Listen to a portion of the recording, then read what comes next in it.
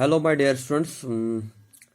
In previous video, we have discussed the parliamentary system of government and also its merits.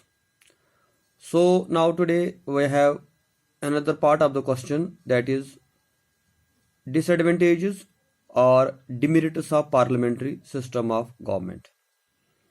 So far as this parliamentary system of government is concerned, it is the most popular form of government throughout the world.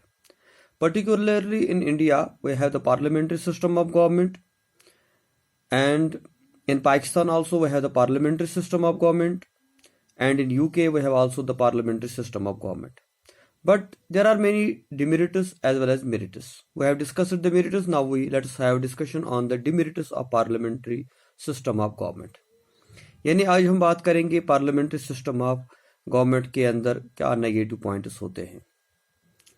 पहला जो इसका important demerit है जो आपको हर जगह देखने को मिलेगा, that is there is apprehension of the dictatorship of the cabinet, because the party which is getting majority in the Lok Sabha और in lower house sometime becomes the dictatorship party.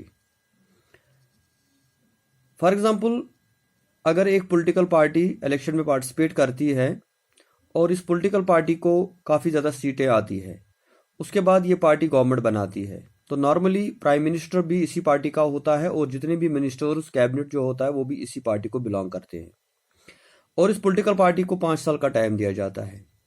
तो अक्सर हमने देखा है कि जब भी ये स्ट्रांग कोई गवर्नमेंट बनती है, एक डोमिनेंट पॉलिटिकल पार्टी होती है, तो ये डिक्टेटरशिप का रुख इख्तियार करती है। जैसे हमने हिंदुस्तान में देखा इंदिरा गांधी के टाइम में क्या हुआ कि जब इंदिरा गांधी कांग्रेस की लीडरशिप का संभाल रही थी तो उस टाइम उनको काफ़ी मेजॉरिटी मिली, तो she became the dictator and she imposed emergency in 1975. And same is happening in present time in India.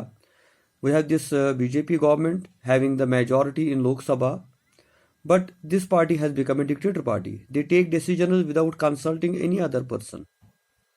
तो हमने पास्ट में भी देखा कुछ मंथ्स पहले जो डिसीजन गवर्नमेंट ऑफ इंडिया ने लिए, जो मोदी गवर्नमेंट ने लिए या एनडीए की जो गवर्नमेंट है, तो उसमें देखा गया कि जो पब्लिक ओपिनियन है या जो अपोजिशन पार्टी है किस तरह उनको इग्नोर किया गया। तो इसलिए पहला जो अप्रहेंशन हमें पार्लियामेंट्री सिस्टम में नज़र आता है वो होता है कि जो प्राइम मिनिस्टर है और जो उसकी गवर्नमेंट है वो एक डिक्टेटरशिप का रोल प्ले कर सकती है।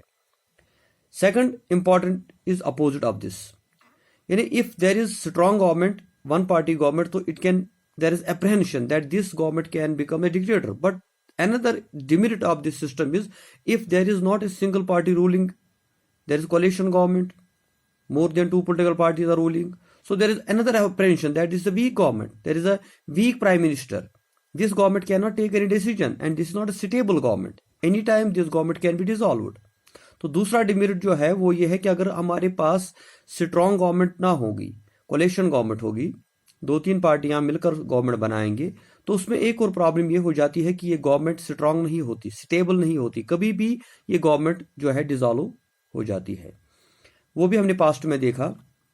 जैसे हमने देखा बीजेपी ने जो पहली गवर्नमेंट बनाई थी तो वो 13 दिन चली, फिर उसके बाद 13 मंथ चली, फिर उसके बाद 2-2.5 साल चली, और पिछले कुछ सालों में हमने हिंदू कश्मीर के अंदर भी देखा जो हमारी यहाँ कोalition गवर्नमेंट बनी, पहले कांग्रेस और पीडीपी की गवर्नमेंट बनी, तो वो भी अपना 6 साल का टाइम पूरा नहीं कर पाई, और रिसेंटली जो बीजेपी और पीडीपी की गवर्नमेंट थी वो भी 6 साल पूरा नहीं कर पाई।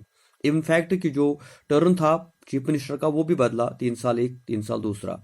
तो इसमें क्या होता है कि जब अगर पार्लियामेंट्री सिस्टम ऑफ गवर्नमेंट है और आपकी जो गवर्नमेंट बनाई जाती है वो एक कोalition गवर्नमेंट होती है, तो नेचुरली वो एक वीक गवर्नमेंट होती है, अनस्टेबल गवर्नमेंट होती है। Third is parliamentary system of government takes very long time in decision making. तो पार्लियामेंट्री सिस्टम में क्या होता है, इसमें जब भी कोई डिसीजन लिया जाता है तो पहले लोकसभा में डिस्कशन होता है, उसके बाद Rajya Sabha and then president of India. तो it takes a very long time to take any decision. जब भी कोई इमरजेंसी का टाइम होता है तो उस टाइम हमें ये प्रॉब्लम हो जाती है कि हमारा पार्लियामेंट जो है, हमारा प्राइम मिनिस्टर जो है, तो हमारे जो कैबिनेट है उसको काफी टाइम लगता है किसी भी डिसीजन को लेने में। तो this is another demerit. Another serious defect of the parliamentary system is that the opposition criticise the government even if there is no occasion for it.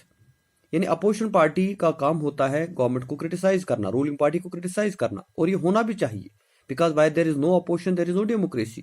Opposition party is very essential for the success of democracy because it highlights the weakness of the government, and it highlights the opinion of the people. But there is some sort of occasion. You can't criticize the government every time. But particularly today we are facing this COVID-19 problem throughout the world, and India is also facing this problem. So our government is taking any initiative, any decision.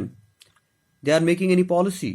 But opposition party क्या करती है, वो government को appreciate नहीं करती, वो government को जो है गवर्नमेंट को सपोर्ट नहीं करती, बल्कि उल्टा वो उनको क्रिटिसाइज करते हैं, क्योंकि अपोजिशन पार्टियां हमेशा क्रिटिसाइज करते हैं और उनका क्रिटिसिज्म हर बार होता है. चाहे गवर्नमेंट कोई अच्छा काम करे तब भी वो क्रिटिसाइज करते हैं, जब गवर्नमेंट कोई खराब काम करे तब भी वो क्रिटिसाइज करते हैं. दिस अनदर डिफेक्ट कि अपोजिशन पार्टियां मौके का फायदा उठाती है, और if there is no occasion for this opposition so they also criticise the government.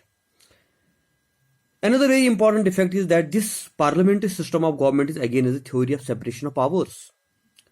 We believe that there is legislature, executive, judiciary, and the powers have been divided among three organs of the government.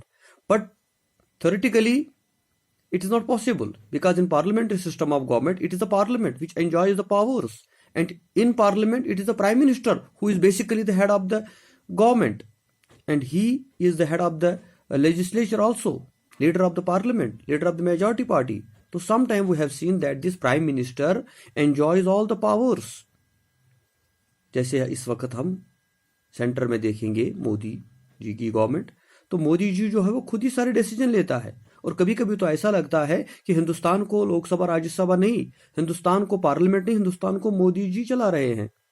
तो ये एक और defect होता है parliament. ये सिर्फ आज की बात नहीं, ये इंदिरा गांधी के टाइम में भी हुआ था, ये नेहरू के टाइम में भी हुआ था, कि जब लोगों को लगता था कि हिंदुस्तान को नेहरू चला रहा है, हिंदुस्तान को इंदिरा गांधी चला रहे, और आज लगता है कि हिंदुस्तान को सिर्फ मोदी चला रहा है. तो एक मोनार्की सिस्टम जैसे नजर आता है. तो इसलिए पार्लियामेंट्री सिस्टम ऑफ गवर्नमेंट में ये भी अप्रहेंशन होता है कि if there is strong prime minister, if there is strong government, one party government, one party dominance, so this can be defect for the parliamentary system of government. So I think we have discussed this question very briefly because we have limited time, so that is why we are discussing in a short way. We have discussed parliamentary system of government, then we have discussed its features, then meritus and demeritus. If there is any question regarding this topic, so you can ask me question. You have my mobile number, like my mobile number is 9906543102. I will repeat, 9906543102.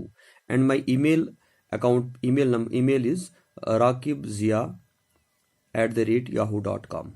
सो इसलिए students, जब भी आपको कोई problem हो, आप WhatsApp group पे, Facebook के अंदर या यूट्यूब के ऊपर, या डायरेक्टली मुझे कॉल कर सकते हैं. जब भी कोई डिफिकल्टी हो तो I will be at your service. तो मेरा यही कोशिश होगा कि जो मेरे नेक्स्ट वीडियोस भी आएंगे उसमें भी मैं आपके जो टॉपिक्स रह गए हैं उनको मैं फिलहाल कंप्लीट करूं. ठीक है, okay, thank you very much.